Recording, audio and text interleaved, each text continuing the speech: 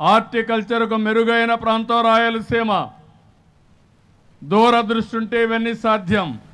NT Ramarao గారు దూరదృష్టితో ఆలోచించి తెలుగు గంగ, కేసీ కెనాల్ని, గాలేరు నగిరి, హంద్రి, నీవా ప్రాజెక్టులు ప్రారంభించాడు.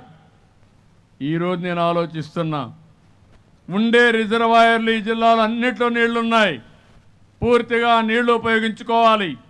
హార్టికల్చర్ అభివృద్ధి అయితే వ్యవసాయానికంటే 3 రెట్లు 4 రెట్లు ఆదాయం పెరుగుతుంది.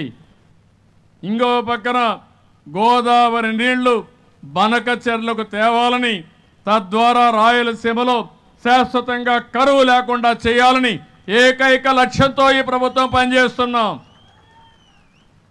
ఇవన్నీ ఊహించుకుంటే అసాధ్యం అనిపిస్తుంది. సంకల్పం ఉంటే సాధ్యం. ఆ సంకల్పంతోనే ముందుకు పోతున్నాం.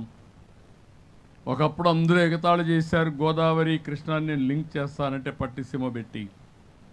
అది కట్టాం కాబట్టి 120 టీఎంసీ నీళ్లు అక్కడ ఉపయోగించుకొని శ్రీశైలంలో ఆ నీళ్లు రాయలసీమకి ఇచ్చాం. ఈరోజు 10 సంవత్సరాల నుంచి రాయలసీమకు నీటి సమస్య కొంతవరకు పరిష్కారం అయిందంటే దూరదృష్టితో నదులు అనుసంధానం చేశాం కాబట్టి అయింది. ఇప్పుడు అదే ఆలోచించాను, నేరుగా గోదావరి, పెన్నా, పోలవరం, బనకచెర్ల కానీ ఇచ్చేసి 200 టీఎంసీ నీళ్లు రాయలసీమకు తెస్తే రాయలసీమ రత్నాలసీమగా తయారవుతుంది. అదే నా ఆకాంక్ష, అదే నా జీవితాశయం. అది చేస్తానని మరొక్కసారి మీ అందరికీ హామీ ఇస్తున్నా. కాబట్టి ఇవన్నీ కూడా మీలో కూడా ఒక చైతన్యం రావాలి. ఆ చైతన్యంతో మనం ముందుకు పోతే ఇవి సాధ్యమవుతాయి. నేను అందుకే మిమ్మల్ని అందరినీ కోరుతున్నా. ఈరోజు మా వాళ్ళు అప్పుడే కాగితం పంపించారు, టైం అయిందని. ఎందుకంటే మళ్ళా నాకు అమిత్ షా గారు వస్తున్నారు, రాత్రికి వెళ్ళి ఆయన మీటింగ్ కూడా అటెండ్ కావాల్సిన అవసరం ఉంది. ఏది ఏమైనా ఈరోజు మైదుకూరులో ప్రారంభించిన స్వచ్ఛ ఆంధ్రప్రదేశ్ కార్యక్రమం ఒక కార్యక్రమం కాదు, ఇది ఒక ఉద్యమం.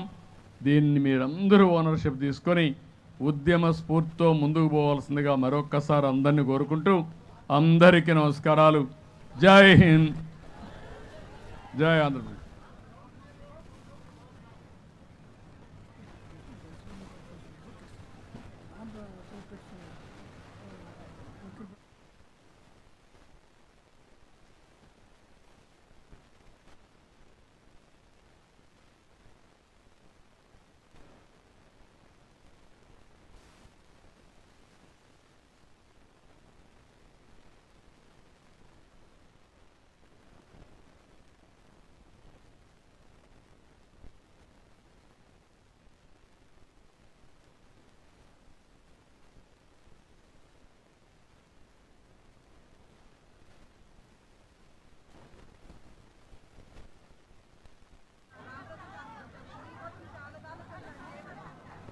అదొక వినూత్నమైన ప్రయోగాలు.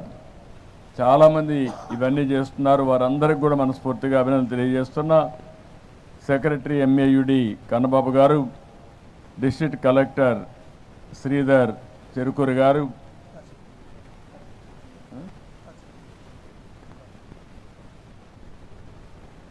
ఎమ్మెల్యే కమలాపురం చైతన్య, ఇంకా మిగిలినటువంటి అందరికి కూడా పేరు పేరున నా నమస్కారాలు.